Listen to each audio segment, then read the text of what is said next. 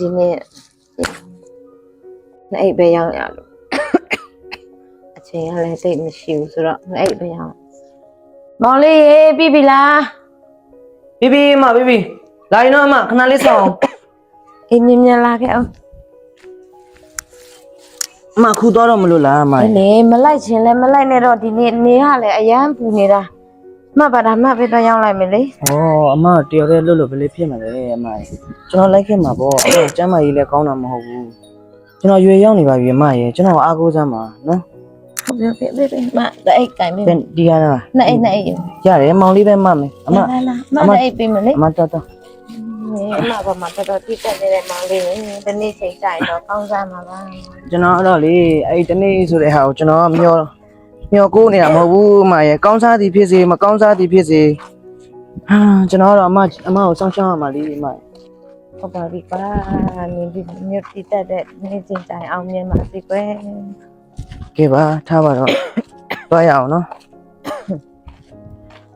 ဒီနေ့ဒါတွေအကုန်ရောင်းပြီးလို့ရှိရင်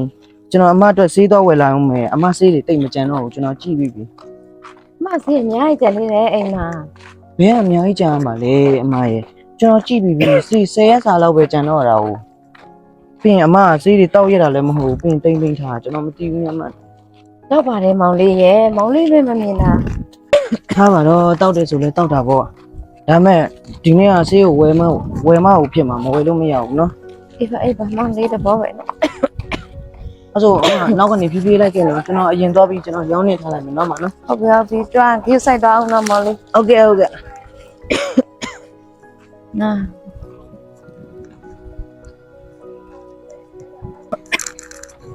ငါမောင်လေးတော့မှတော်တော်တိတက်နေပြီညာမှာပေါ့ဒီနေ့ကြိုင်တော့ကောင်းစားမှာပါမောင်လေးရဲ့ငါကြမရင်ဘယ်နေ့ကောင်းမလဲမသိ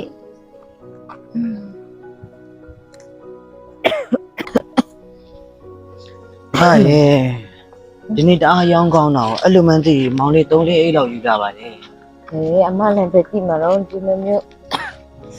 ရောင်းကောင်းမယ်လို့မထင်ဘူးလေနော်အဲကြောင့်အမလည်းအဲ့ပဲလိုက်တာဒီခါကလာနေတယ် မချွေးကိုလား အေးနေရလေအားပူလိုက်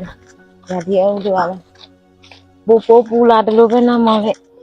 ဟုတ်တယ်အဲ့ကြောင့်မလို့အမကိုပြောနေတာနောက်နေ့ဆိုမောင်လေးတယောက်တည်းပဲသွားတော့မယ်အမမလိုက်ခဲ့တော့နဲ့နော် အဲ့လိုလည်းပဲဟုတ်မလဲအမတူလည်းရောင်းလာတော့ပိုပုံမြန်တာပါမဟုတ်လား နေပါအမလည်းပြောလို့ကိုမရဘူးဆက်တော့အဆူ